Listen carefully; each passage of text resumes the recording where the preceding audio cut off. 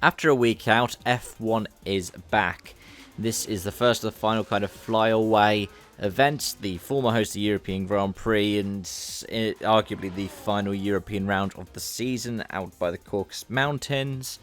It's time for Baku and the Azerbaijan Grand Prix. And firstly, we have to recognise that with Monza having been the end of the sort of traditional European dates, with Baku having been only, well, it's not even been on the calendar a decade at this point. F3 has also concluded, which means that the only supporting series that we have for this event is FIA Formula 2. Which, of course, will be without Ollie Bearman, though we'll get onto that in a moment. F1 itself has FP1 at 1:30 PM local time, with FP2 at 5 PM local time. FP3 is at 12:30 local time before qualifying at 4 PM local time on Saturday the 14th. And then the Grand Prix itself starts at 3 PM local time, Sunday the 15th of September.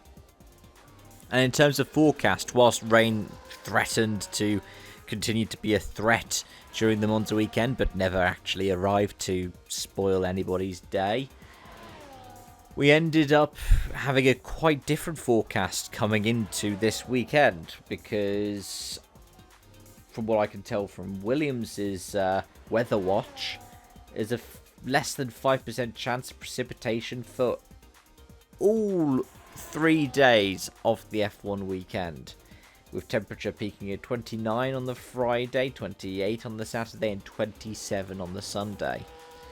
So it's not going to be the kind of heat wave that we've been experiencing in Western Europe or Central Europe over the end of August, start of September. But it is still going to be quite warm as we get into the race weekend.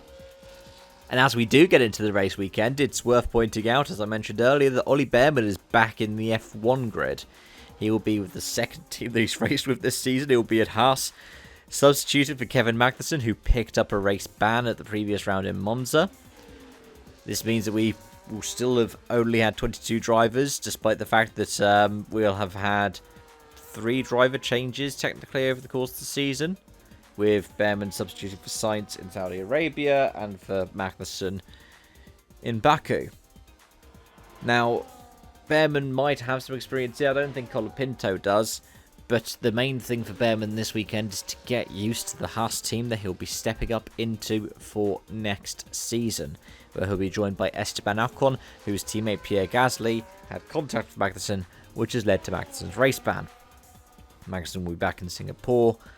And yeah, good luck to Ollie Bearman this weekend. I really hope that he does well here and builds up some good momentum before he gets ready for a full F1 campaign in 2025. Somebody who'll be feeling very hot under the collar though was Sergio Perez, who was the winner last time we came to Baku. He led over Red Bull 1-2 from Max Verstappen with Charles Leclerc in the third, though Leclerc did get the pole position at Baku. Now, Perez has won here on multiple occasions. He's also won here in 2021 and was second in 2022 to Max Verstappen, holding off George Russell on that occasion. In fact, I think he even won the sprint last year as Russell and Verstappen got together. And there will be a lot of pressure on it because it is one of the better tracks. I mean, he has crashed before here, crashed in qualifying. And I think, did he crash in the race as well back in 2017? But he also managed to get a couple of other podiums here. He got a podium in 2016 and a podium in 2018. So it is expected that he will get the podium this time out.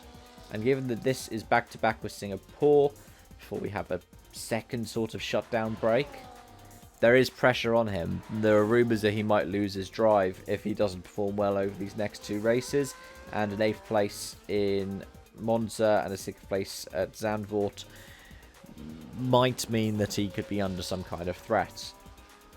So Sergio Perez is somebody to watch out for over the course of this weekend. And yeah, will he be able to make another win or another podium? As it seems this is run at Red Bull is coming towards the end.